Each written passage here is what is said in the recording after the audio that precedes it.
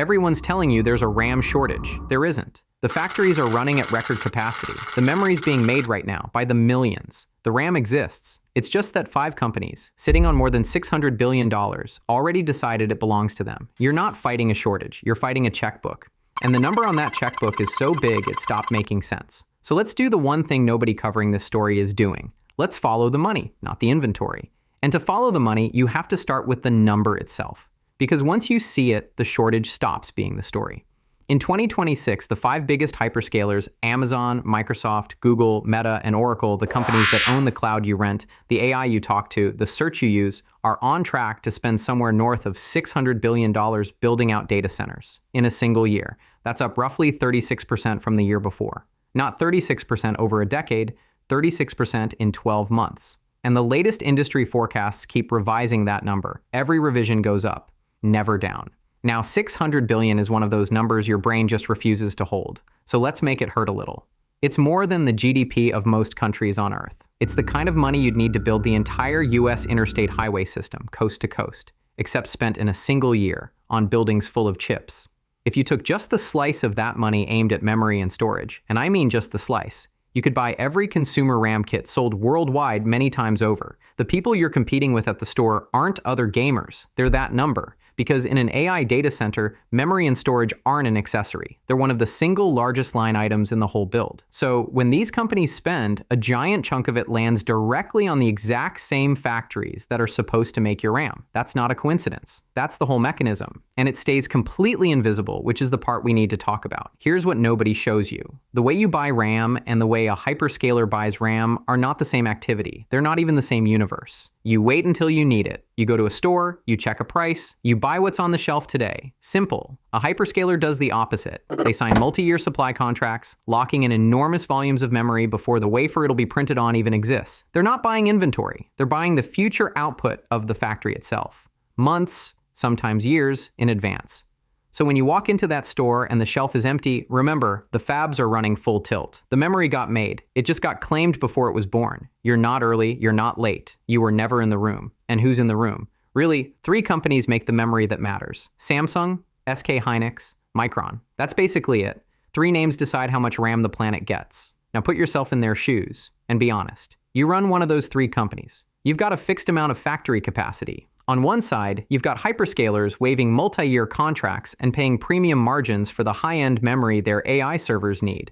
On the other side, you've got consumers who buy 1 kit at a time and complain about $10. Where do you point the factory? You point it at the money. Every single time. Not out of malice. Out of arithmetic. It's the most rational decision on Earth, and it's exactly why the memory in your price bracket is the last thing off the line, if it comes off at all. And this is where it stops being a RAM problem. Because those 3 factories don't only make your RAM. The same capacity, the same wafers, the same decisions feed a whole chain. So the pressure spreads. DRAM prices climb. Then NAND, the flash in your SSD, climbs harder. Some grades up over 70% in a single quarter this year alone. Then client SSDs, the drives normal people actually buy, get dragged up too. Then the memory inside game consoles and phones. One decision at the top of the chain, and the whole board falls. That's the hidden auction, not a shortage, an allocation. The RAM was auctioned off in a room you'll never see, to bidders you can't outbid, before it was ever made. Out of stock is just the polite version of it was never for you.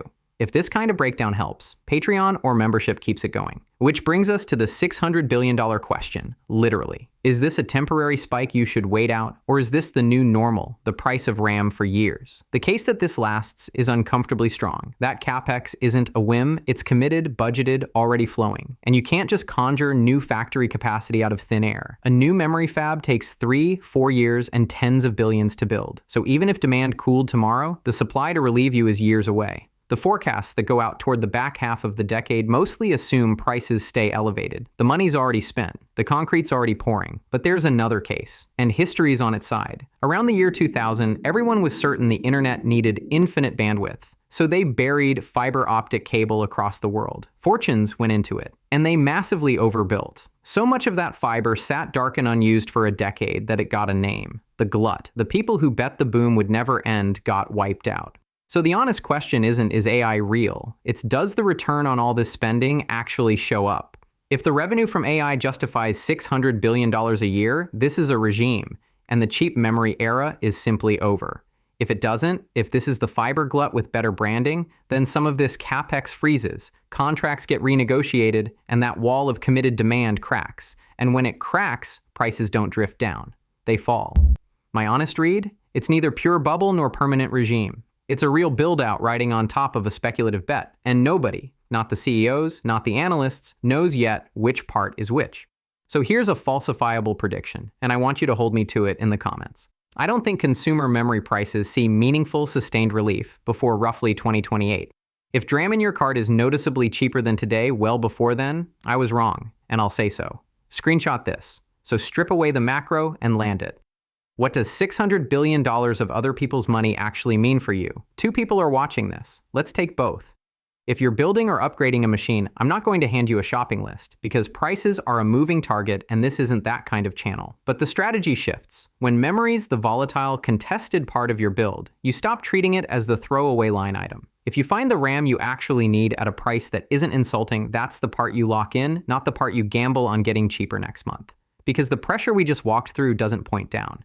Buy for what you need, not for the discount you're hoping shows up. But the person this really lands on is the developer. And this is the part that outlives the price chart. For 15 years, we built software on one silent assumption, that memory is cheap and effectively infinite. So we got sloppy. We wasted RAM freely because RAM was free. That assumption was a gift from an era of falling hardware prices. That era just ended, quietly. Not because chips stopped improving, but because the cheap ones stopped coming to you.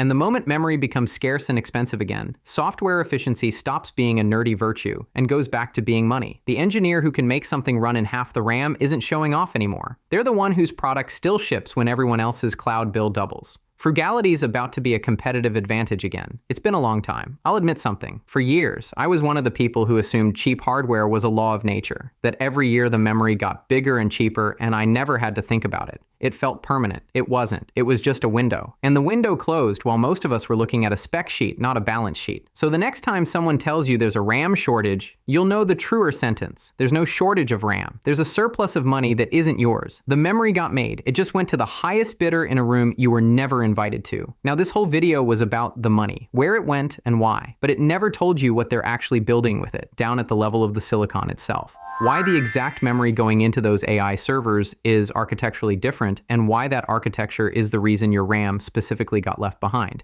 That mechanism is its own story, and I already told it. It's the video on the hidden reason your RAM doubled in price. The money explains why you can't have it. That video explains what they took. Follow the money, then go see what it bought.